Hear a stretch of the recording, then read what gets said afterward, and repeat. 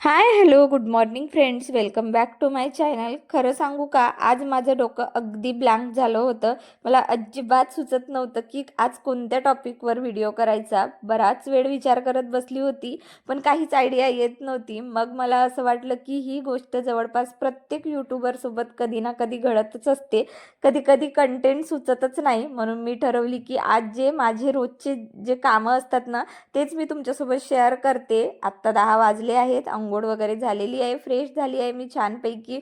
आता घरातली काही कामे आहेत जी मला करायची आहे, आणि बाहेर इतकं छान ऊन पडतंय ना की अगदी कडक ऊन आहे. आणि अशा उन्हामध्ये कपडे धुण्याचं काम म्हणजे खरंच खूपच मस्त वाटते. म्हणून मी सगळ्यात आधी ना इथे मशीनला कपडे लावायला आली. चिऊच्या पप्पांचे काही ड्रेसेस होते जे मला मशीनला लावायचे होते, आणि इथे ना मी थोडंसं इझी टाकलं. त्यानंतर हा मोठा म्हणजे 4 लिटरचा ना लिक्विड डिटर्जंट पॅक आहे, मेगा सेवर पॅक, जो मला खूप ऑफरमध्ये मिळालेला आहे.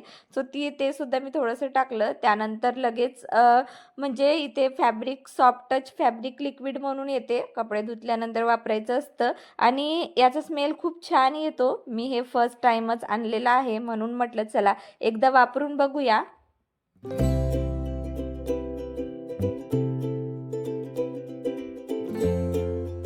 आता ना खूप कडक उन्हाळा सुरू झालेला आहे, त्यामुळे झाडांची केअर करणे खूप गरजेचं असतं.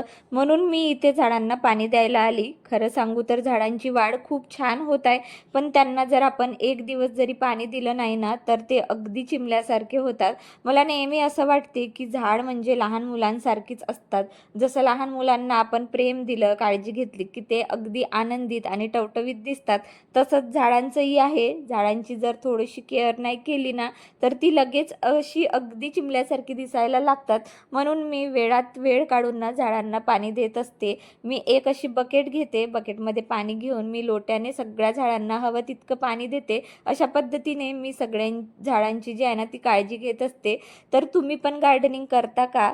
खरं सांगू तर गार्डनिंग म्हणजे ना एक प्रकारची हिलिंग प्रोसेस आहे असं मला वाटते. आजकालच्या या धकाधकीच्या आयुष्यामध्ये ना खूप स्ट्रेस असतो, घरातला बाहेरचा, विशेषतः वर्किंग वुमन तर स्ट्रेस लेवल खूप त्यांच्यामध्ये वाढलेला असतो. अशा वेळी घरामध्ये 2-4 झाडं दिसली ना की आपलं मन अगदी फ्रेश होऊन जातो. म्हणून मला असं वाटते की खूप जास्त नाही, पण आपल्या आजूबाजूला थोडी तरी झाडं जी आहे ना ते लावलीच पाहिजे.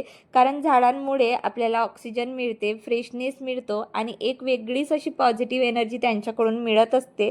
मला जेव्हा कधी थोडंसं रिकामा वेळ मिळतो तेव्हा मी अशा झाडांमध्ये गुंतून जात असते. असं नाही की मी खूप तासनतास झाडांना देते, पण जेवढा वेळ मला मिळतो तेवढा वेळ मी त्यांच्यासोबत घालवते. मला झाड म्हणजे एक अगदी असं जिवंत असल्यासारखी फिलिंग्स देत असतात. जसं आपण ना त्यांची काळजी घेतो तसं तेही आपल्याला फ्रेशनेस देतात.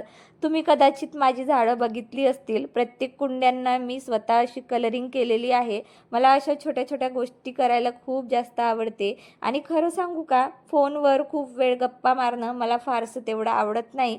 कारण कधी कधी आपण दुसऱ्यांचा ट्रेसही आपल्या डोक्यात घेतो, आणि मग दिवसभर मन अस्वस्थ होत असतो. म्हणून मला असं वाटते की झाडांमध्ये जो फ्रेशनेस आणि पॉझिटिव्ह एनर्जी असते ना, ती आपण जितकी घेतो तितका आपला दिवस छान जात असतो. हे सगळे माझे छोटे छोटे अनुभव आहेत जे मी माझ्या आयुष्यात अप्लाय करत असते. आय होप तुम्हाला ही गार्डनिंग आवडत असेल, तर हा गार्डनिंगचा छोटासा पार्ट तुम्हाला नक्की आवडला असेल.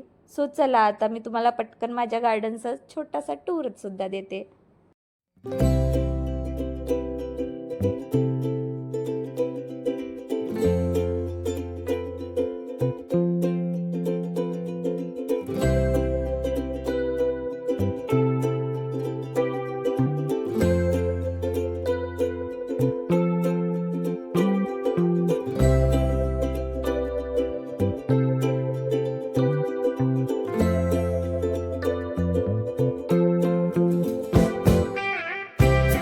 त्यानंतर मी आले किचनमध्ये. ॲक्च्युली किचनचं थोडंसं अर्धवट काम मी राहिलेलं होतं, कारण मध्येच मला दुसऱ्या कामाला जावं लागलं. भांडीकुंडी मी आधीच आरतीला काढून दिलेली होती, पण 2-4 काचेची भांडी होती जी मला स्वतः घासायची होती. त्यासोबतच मला गॅस ओटासुद्धा असं पुसायचं होतं. ही जी तुपाची बरणी तुम्ही बघताय ना, सो आत्ता हल्लीच म्हणजे होळीचा सण गेला, आणि होळीत मी पुरणपोळ्या केल्या होत्या. त्यासाठी ना ही बरणी मला म्हणजे याच्यातलं तूप मला पूर्ण लागलं. आता ही बरणी रिकामी झाली म्हणून मला ती घासून काढायची होती. सो म्हटलं आधी गॅस ओटा स्वच्छ करून घेते. गॅस ओटा स्वच्छ असतं की मन एकदम असं फ्रेश वाटते, कारण किचनचं काम ना आपल्याला दिवसातून कितीतरी वेळा करावं लागतं. सकाळी किचन क्लीन करतो, दुपारी किचन क्लीन करतो आपण, आणि रात्रीसुद्धा किचन क्लीन जो आहे तो आपल्याला करावं लागत असतं, कारण इथेच आपला स्वयंपाक बनत असतो. आणि जर किचन ओट्यावर पसारा असेल ना तर स्वयंपाक करतानाही मन लागत नाही, आणि घरामध्ये सगळं नीटनेटकं दिसलं की मनही खूप असं प्रसन्न वाटते. हे अगदी 5 मिनिटाचं काम आहे माझं. हा माझा लिक्विड स्प्रे आहे आणि हा माझं मॅजिकल हँड. याच्याच मदतीने मी गॅस ओटा छान असं पुसून घेत असते. त्यामुळे नेक्स्ट टाईम जेव्हा मला कधी स्वयंपाक करायचा असतो किंवा नाश्ता जरी बनवायचा असतो तेव्हा किचन असं एकदम नीटनेटकं मला मिळतं. त्यानंतर जे काही खरकटं अन्न असते ना ते मी असं प्लास्टिकमध्ये टाकून डस्टबिनमध्ये टाकते, कारण आम्ही वरच्या मजल्यावर राहत असतो त्यामुळे बाहेर कुठं टाकणं मला योग्य वाटत नाही. म्हणून मी 2 डस्टबिन असे वापरते, एक ओल्या कचऱ्यासाठी तर एक सुक्या कचऱ्यासाठी. आणि तुम्ही इथे बघू शकता, इथे प्लास्टिकमध्ये भरायला गेली तर ऑलरेडी तो प्लास्टिक ना थोडंसं फाटलेलं होतं, ज्यामुळे त्यांनी माझं काम ना अजून परत वाढवलेलं आहे. सो चला, किचनमध्ये अशा छोट्या मोठ्या गोष्टी ज्या आहेत ते नेहमी एका हाऊसवाईफसोबत जे आहे ते घडत असतात. त्यामुळे मी परत एक दुसरा प्लास्टिक घेतला.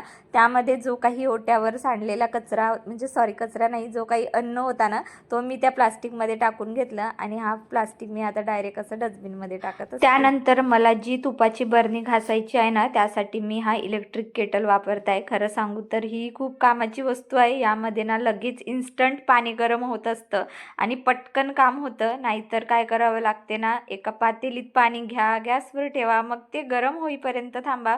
मला ती प्रोसेस ना थोडीशी लांब वाटते. त्यामुळे ना मी इलेक्ट्रिक केटलचा म्हणजे वापर जे आहे ते करत असते. आणि खरंच सध्या तर उन्हाळा आहे, नाहीतर मग नाही का हिवाळ्यामध्ये तर रोज गरम पाणी लागत असते, तेव्हा ना हा केटल खूप कामात येतो. आता ही बरणी ना यामध्ये पाणी गरम केलेलं टाकलं मी, आणि छान बरणी पूर्ण अशी शेक करून घेतलेली आहे, ज्याने काय होते ना बरणीला जो काही तुपाचा चिकटपणा राहिलेला असतो ना तो गरम पाणी टाकलं की पटकन निघून जाते, आणि बरणी स्वच्छ धुवायला खूप सोपं जात असते. त्यासोबतच माझे 2-4 काही भांडी होती ते सुद्धा आता इथे घासून काढते.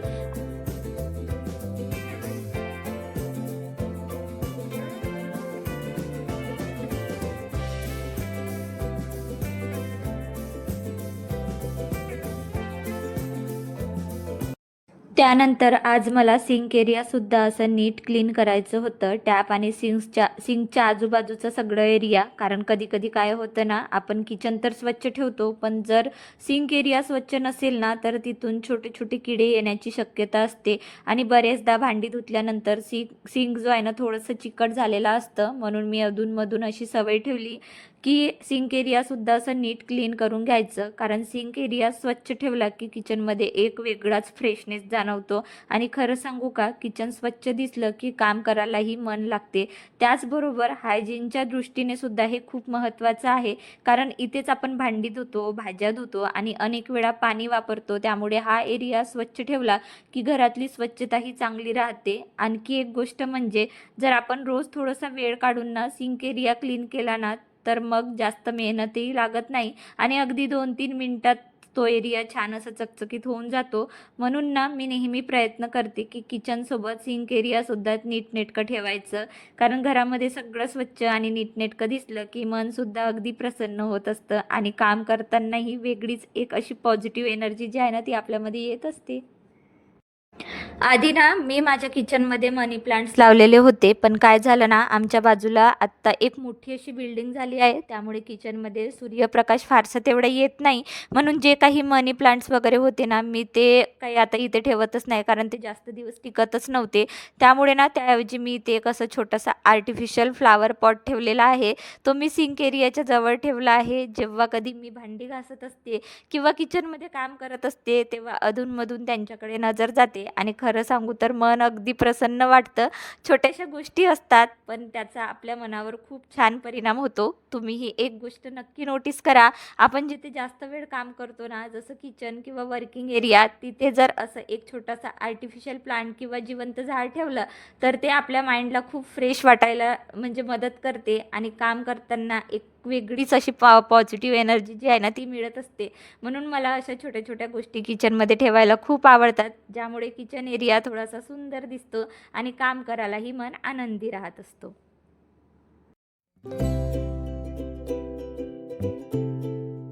त्यानंतर ना मी माझ्या आयुष्यात काही छोट्या छोट्या सवयी लावलेल्या आहेत, ज्यामुळे मला खरंच खूप पॉझिटिव्ह बदल जाणवला आहे. आधी काय होत होतं ना, मी माझं यूट्यूबचं काम, स्क्रिप्ट लिहिणं किंवा पुस्तक वाचणे हे सगळं बेडवर बसून करत होती आणि खरंच सांगते ते खूप चुकीचं होतं. मी बरेचदा तुमच्यासोबत व्हिडिओमध्ये सुद्धा शेअर केलं होतं की बेडवर बसून काम करताना आपल्याला पटकन असा आळस येतो, कारण बेड म्हणजे ना आराम करण्याची जागा असते. झोप आणि थकवा यावर येत असतो. त्यामुळे ना मला असं जाणवायचं की खूप म्हणजे आळस यायचं माझ्यामध्ये आणि रात्रीची जी सगळी झोपेची एनर्जी असते ना ती जणू काही आपल्यामध्ये म्हणजे सुस्तीप्रमाणे माझ्यामध्ये यायची.